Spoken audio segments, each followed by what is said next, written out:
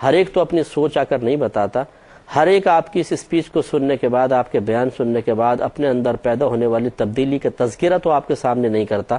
ہو سکتا ہے بہت سارے انہی میں سے اٹھ کر گئے ہوں، بظاہر بے پرواہ سے نظر آئے، آپ کا بیان غور سے نہیں سنا، لیکن یہ ہماری خود میری زندگی کا تجربہ ہے کہ ایک انسان بظاہر معمولی طور پر ایک بات کو سن کے اٹھ جاتا ہے، لیکن حقیقتاً وہ معمولی طور پہ نہیں سن رہا ہوتا، اس کے دل میں وہ بات بیٹھ جاتی ہے، اس کے دل پہ چوٹ لگ چکی ہوتی ہے اور وہ اپنی لائف کو بالکل چینج کر لیتا ہے۔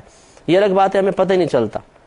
کتنی دفعہ ایسا ہوا ہے کہ بہت سے لوگوں نے کافی عرصے بعد کہا کہ ہم نے آپ کی فلاں بات سنی تھی، اس کے بعد ہماری زندگی میں تبدیلی آئی، ہم نے نمازیں شروع کر دیں، ہم نے گناہ چھوڑ دیے، فلاں گناہ سے توبہ کر لی، بہت عرصے بعد پتہ چلتا ہے۔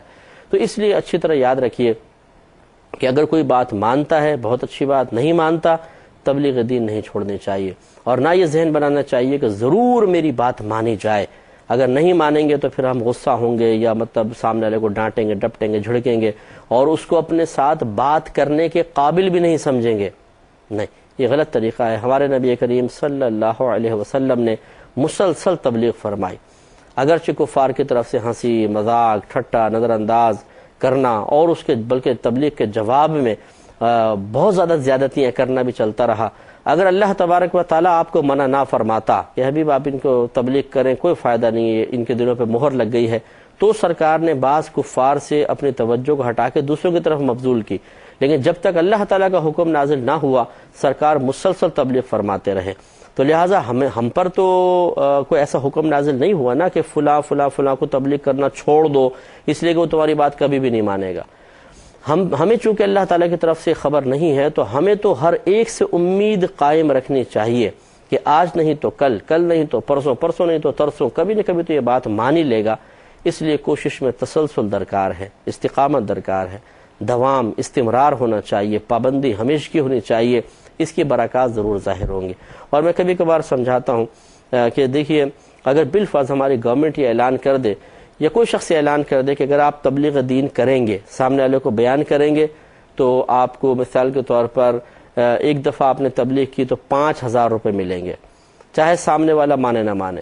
ہاں اگر مان گیا تو 10,000 روپے ملیں گے۔ تو اب آپ سوچئے کہ اگر ہم کہیں پر جاتے ہیں، کوئی ہم نے تبلیغ کی اور کوئی بات نہیں مان رہا تو کیا ہم تبلیغ چھوڑیں گے؟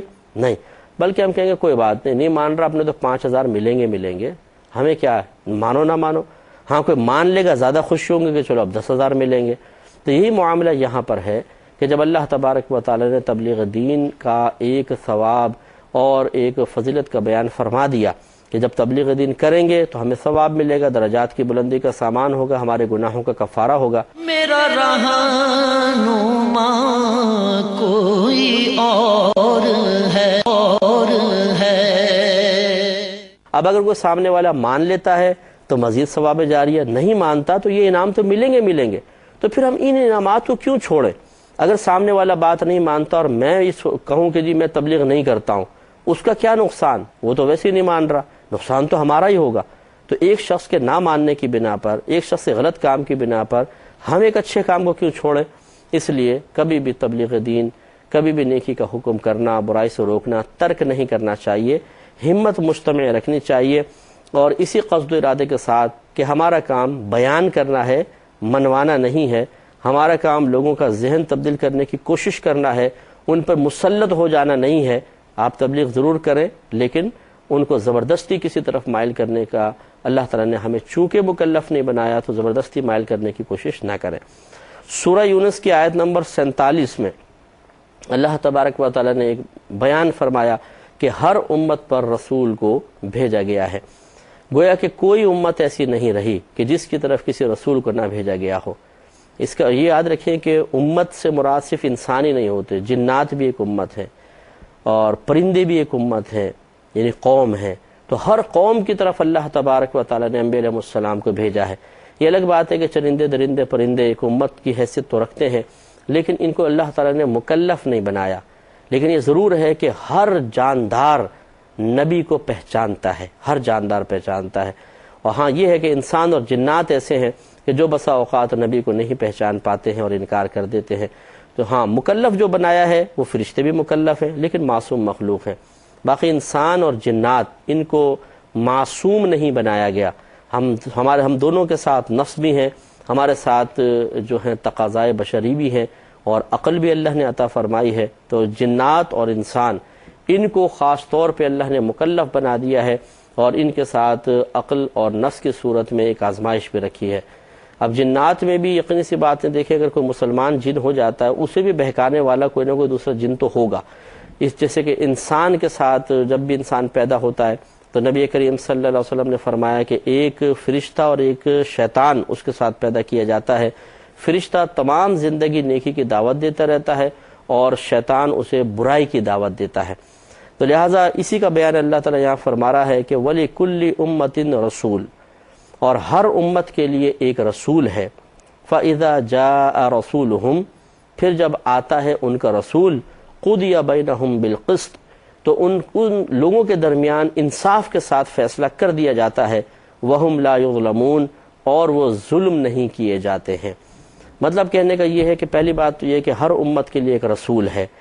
اللہ تبارک و تعالیٰ نے ہر امت پر ایک رسول بھیجا ہے. لہٰذا کوئی بھی آ کر میدان معاشر میں آ کر یہ نہیں کہہ سکتا کہ جی ہمارے پاس کوئی رسول نہیں آیا تھا تو ہم کیسے ایمان لاتے. ہر ایک کے پاس اللہ نے رسولوں کو بھیجا ہے، یا رسولوں کے اثرات ان لوگوں تک پہنچائے ہیں. دوسری بات یہ کہ جب کسی قوم تک کسی رسول کو اللہ تعالیٰ نے بھیج دیا تو پھر ان کے درمیان انصاف کے ساتھ فیصلہ ہوتا ہے، کوئی ناانصافی نہیں ہوتی. جو کہنا ماننے والے ہوتے ہیں انہیں انصاف سے انعامات عطا کیے جاتے ہیں. جو تکذیب کرنے والے ہوتے ہیں، انبیاء علیہ السلام کا رد کرنے والے ہوتے ہیں، انہیں جھٹلانے والے ہوتے ہیں، ان کے خلاف کام کرنے والے ہوتے ہیں، ان کے تبلیغ کی راہ میں رکاوٹ ڈالنے والے ہوتے ہیں، اللہ تبارک و تعالیٰ انہیں یا تو عذاب میں مبتلا کر دیتا ہے یا تھوڑی مہلت دیتا ہے، اور پھر آخرت میں ان کی گرفت ہوگی. انصاف کے ساتھ فیصلہ ہوتا ہے. معلوم یہ ہوا کہ جب کوئی نبی دنیا میں تشریف لے آیا، کسی امت میں مبعوث فرما دیا گیا، تو اب تو فیصلہ ضرور ہوگا، اور انصاف کے ساتھ فیصلہ ہوگا، یا ان کی تباہی کا اور یا پھر ان کی نجات کا فیصلہ ہوگا. لہٰذا اب یہ ہمارے نبی کریم صلی اللہ علیہ وسلم سب سے آخر نبی تشریف لا چکے، اب اور مزید کوئی نبی نہیں آئے گا. لہٰذا ہمیں بھی غور و تفکر کرنا چاہیے کہ ہمارے درمیان بھی انصاف کے ساتھ فیصلہ کیا جائے گا، یا تو دنیا میں اگر اللہ تعالیٰ چاہے اس طریقے سے کہ انسان کی شامت اعمال کا بدلہ انفرادی طور پہ اس کو دے دیا جاتا ہے. یہ اس امت کا خاصہ ہے ہمارے نبی کریم صلی اللہ علیہ وسلم کے قدموں کی برکت سے کہ ہم پر کبھی بھی اجتماعی عذاب نہیں آئے گا. ہم سب اجتماعی طور پہ ہلاک نہیں کیے جائیں گے جیسی پچھلی امتیں بعض اوقات پوری قومیں زمین میں دھسا دی گئیں اور ختم کر دی گئیں، یا ان کو بندروں اور سوروں کی شکل میں بدل دیا گیا. ہمارے ساتھ ایسا معاملہ نہیں ہوگا. اللہ تعالیٰ فرماتا ہے کہ وَمَا كَانَ اللَّهُ لِيُعَذِّبَهُمْ وَأَنْتَ فِيهِمْ، اے حبیب کریم صلی اللہ علیہ وسلم، اللہ تبارک و تعالیٰ کی یہ شان نہیں کہ ان کو عذاب میں مبتلا کر دے حالانکہ آپ ان کے درمیان موجود ہیں.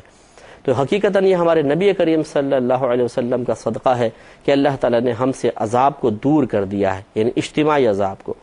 لیکن یہ ہے کہ میں نے جیسے عرض کیا کہ انفرادی طور پہ ایسا ہو سکتا ہے کہ اللہ تبارک و تعالیٰ کسی شخص کے شامت اعمال کا نتیجہ دنیا میں دکھا دیتا ہے. ہاں یہ ضرور ہے کہ آخرت میں گرفت بہت زیادہ ہوگی. جو ہمارے نبی کریم صلی اللہ علیہ وسلم پر ایمان ہی نہیں لائے وہ تو کبھی نجات پا ہی نہیں سکتے، ہمیشہ جہنم میں جائیں گے. لیکن جو ایمان لانے کے بعد پھر اطاعت کی طرف کامل طور پر مائل نہ ہو سکے، ان کا معاملہ اللہ تعالیٰ کے سپرد ہے. اگر چاہے تو بخش دے، اگر چاہے تو گرفت فرمائے. اور ایسا ہوگا کہ بہت سے تو بغیر حساب و کتاب کے نجات پا جائیں گے، بہت سے ایسے ہوں گے جن سے حساب ہوگا لیکن اللہ تبارک و تعالیٰ درگزر فرما دے گا. کچھ ایسے بھی ہوں گے جن کی گرفت فرما لے گا، ان کو جہنم میں ڈال دیا جائے گا، اور ایک عرصے تک وہ جہنم کا عذاب برداشت کریں گے، پھر اللہ تبارک و تعالیٰ ان کو باہر نکال لے گا. تو اس لیے ہمارے درمیان بھی چونکہ نبی کریم صلی اللہ علیہ وسلم تشریف لا چکے ہیں، اور فیصلہ یہ ہے کہ جب نبی کو کسی قوم میں مبعوث فرمایا جاتا ہے تو ان کے درمیان انصاف کے ساتھ فیصلہ ہوتا ہے. ہمیں بھی سوچنا چاہیے کہ ہمارے ساتھ کون سا فیصلہ ہوگا.